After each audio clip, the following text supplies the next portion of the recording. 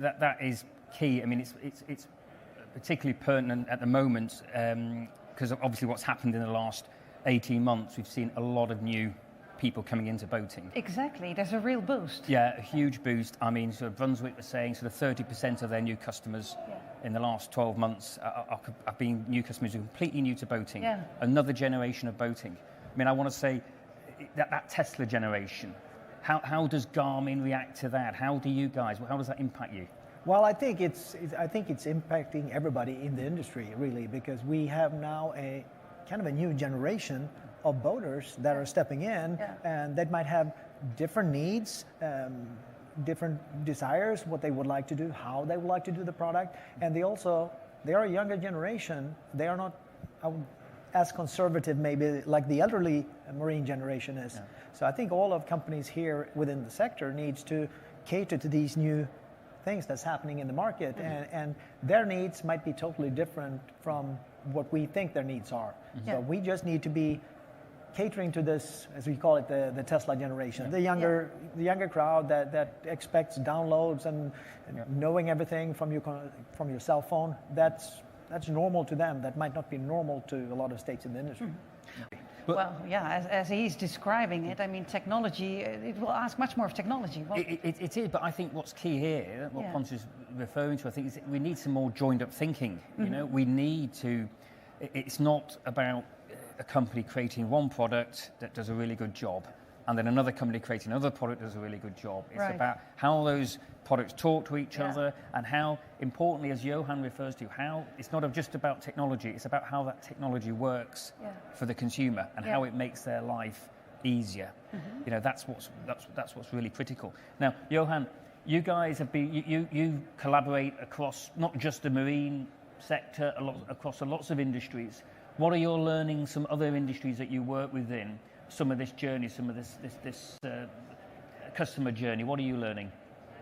But I think first of all, and what you've already touched upon, you need to understand the value you want to serve the customer with, so to say. What is it that you would like to achieve? And as long as we share that vision among the different players and actors or people and companies that can collaborate, we can share that vision and drive towards the same target.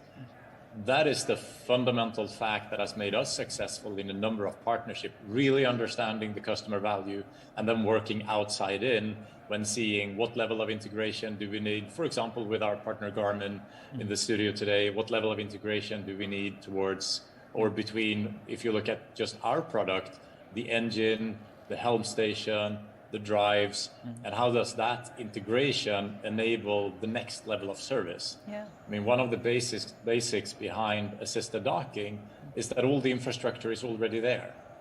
The joystick is there, the integration between the systems is there, and it's more or less a software feature to bring it to the next level. That's what happens when we talk across the different companies and, more importantly, across the different systems, and they can start working in concert.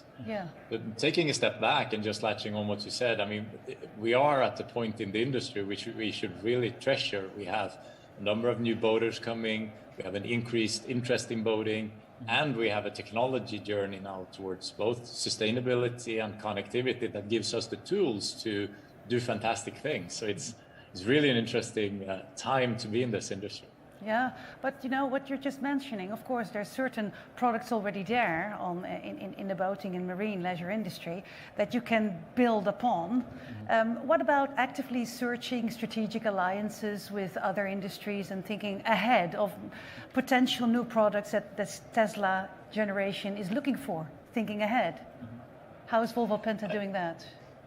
But I think if you look across the Volvo Group, which you are part of, and of course for Volvo Penta as well, I'd say the number of partnerships that we are publicly disclosing and that we are activating has increased tremendously with these new technology opportunities. It's in the fuel cell area, it's in the automation area, it's between Volvo Penta and Garmin, and I'm sure we will see more to come, because we also realize that we can't do it all ourselves.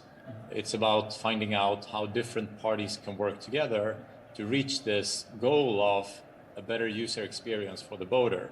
If we start, so to say, working in our silos, if we lock our systems to each other, we will not reach that end goal, and we will not have a bigger industry to serve. So collaboration is kind of the new way of going forward.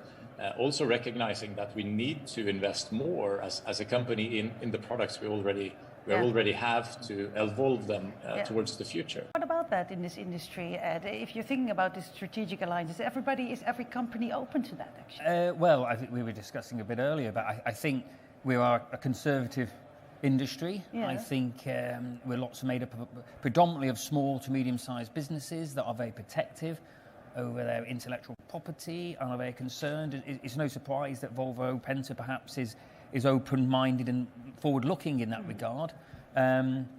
But I think it's happening more and more. I think it's got to happen, hasn't it? More collaboration in the industry? Yeah, I 100% agree with you. I think like Johan alluded to as well, you can't build everything by yourself. Exactly. Sometimes you need to find the right strategic partners and sit down around the table and discuss what does the market want and go and figure out how to deliver it. Yeah. And